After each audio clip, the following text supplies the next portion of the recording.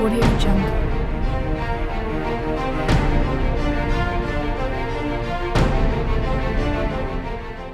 ¿Alguna vez han pensado cómo una sola idea, una visión de progreso puede transformar por completo un país? Para bien y a veces para muy mal. Pues esa es la historia del proyecto liberal en Bolivia, una época que definió al país de formas que se sienten hasta hoy. Vamos a viajar en el tiempo, a un periodo de 50 años, entre 1880 y 1930. Esta etapa se conoce como el Proyecto Liberal. Fue una era que prometía modernizar Bolivia, conectarla con el mundo, traer riqueza, pero que también escondía unas fracturas profundas y, como veremos, un costo humano altísimo. Para entender de dónde sale todo esto, tenemos que irnos un poco para atrás, justo después de la Guerra del Pacífico. Bolivia estaba devastada, en una crisis total, buscando desesperadamente un nuevo camino, un nuevo rumbo para no desaparecer. Y esa búsqueda de un nuevo rumbo encontró una respuesta en el liberalismo. Pero ojo, no hablamos solo de un partido político, era toda una forma de ver el mundo, inspirada en las grandes revoluciones de Europa y Estados Unidos. Era básicamente la receta del momento para construir una nación moderna desde los cimientos.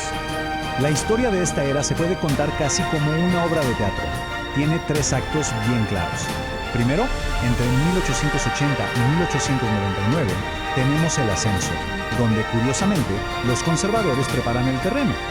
Luego, de 1899 a 1920, llega la cima, el apogeo, con los liberales ya en el poder. Y finalmente, el declive, en los años 20, cuando todo el modelo se viene abajo. Pero a ver, ¿cómo pasaron estas ideas del papel a la realidad? Bueno, el camino no fue nada pacífico. De hecho, llevó al país a un punto de quiebre, a una guerra civil que lo cambiaría absolutamente todo. En la arena política teníamos 2 bandos enfrentados. Por un lado, los conservadores, que eran la élite de La Plata de toda la vida, con su base en el sur, en Sucre. Ellos querían una modernización, pero sin apuros, gradual. Y por el otro lado, los liberales, una nueva élite que estaba surgiendo en el norte, en La Paz, con la minería del estaño. Ellos querían una ruptura total, una transformación radical del país. Y claro, estas tensiones entre el norte y el sur, entre la vieja élite y la nueva, finalmente explotaron en 1898. Y no fue solo una pelea por quién se sentaba en la silla presidencial. Fue un conflicto regional, económico y social que literalmente partió a Bolivia en 2. Y aquí es donde la historia da un giro increíble. Para ganar la guerra, los liberales del norte hicieron algo que nadie se esperaba. Forjaron una alianza con los movimientos indígenas aymaras. Le prometieron a líderes como el temible Zárate Huilca que si les ayudaban a ganar, sus reclamos históricos sobre la tierra por fin serían escuchados. Con este apoyo indígena, que fue decisivo, los liberales ganaron la guerra. Y su victoria no solo fue un cambio de gobierno. El centro de poder de Bolivia se movió para siempre. La Paz se convirtió en la sede de gobierno y el sur, la vieja élite, perdió su poder. Ahora veamos qué pasó una vez que llegaron al poder, porque sí, desataron una era de crecimiento y modernización como nunca antes, pero tuvo un costo humano terrible. El lema del nuevo gobierno lo decía todo: viva el orden, mueran las revoluciones. El objetivo era la estabilidad a cualquier precio. Bolivia tenía que parecer un país serio, ordenado, para atraer inversión extranjera. Cualquier cosa que sonara a revuelta o desorden iba a ser aplastado. Y la verdad es que el orden funcionó para la economía. Hubo un boom. El estaño se convirtió en el nuevo rey, superando por mucho a La Plata. La explotación de la goma en la Amazonía creó fortunas gigantescas. Y todo esto se conectó al mundo a través de una red de ferrocarriles en plena expansión y un sistema bancario que se modernizaba. El ferrocarril fue el gran símbolo de esta era. Cada riel que se ponía era una declaración de intenciones. Vamos a conquistar estas montañas, vamos a conectar el país y vamos a enganchar nuestra economía al motor del mercado mundial. Pero, y este es un pero gigante, aquí viene la gran contradicción. Una vez que aseguraron el poder, los liberales traicionaron a sus aliados indígenas. Todas esas promesas de devolverles sus tierras se convirtieron en una represión brutal. Los mismos líderes que les habían ayudado a ganar ahora eran perseguidos, juzgados y ejecutados.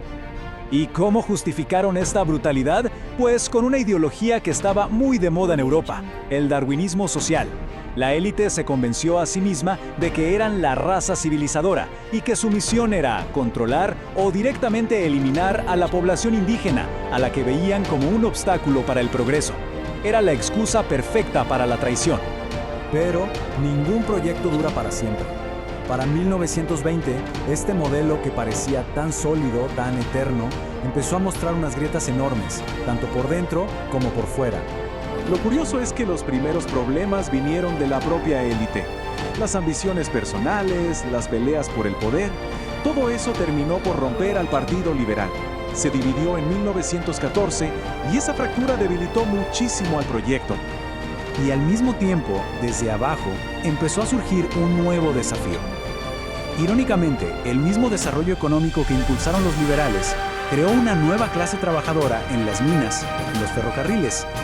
Y esta nueva clase, muy pronto, empezó a organizarse y a exigir sus derechos. Y esto es clave, no eran solo demandas por un mejor salario. A los centros mineros empezaron a llegar nuevas ideas políticas, como el anarquismo o el socialismo. Los trabajadores ya no solo querían ganar más, empezaron a cuestionar todo el modelo económico liberal. El golpe de gracia, el que noqueó al proyecto, vino de afuera. En 1929, la Gran Depresión Mundial hizo que el precio del estaño se desplomara. La base económica sobre la que se construyó todo el proyecto liberal se hizo polvo y el país se hundió en el caos. Entonces, ¿qué nos quedó de este medio siglo tan intenso? ¿Cuál es el balance final de este proyecto tan ambicioso y tan contradictorio? El legado es una historia de dos caras. Por un lado, hay logros que no se pueden negar. El país se unificó más, la infraestructura se modernizó y la economía se integró al mundo. Pero por el otro, el costo fue terrible. La traición a los indígenas, la represión violenta, el robo masivo de tierras comunales. Todo esto creó unas divisiones raciales y sociales profundísimas que iban a marcar a Bolivia por el resto del siglo XX. Así que, al final, el punto crucial es este. El proyecto liberal sí construyó una Bolivia más moderna.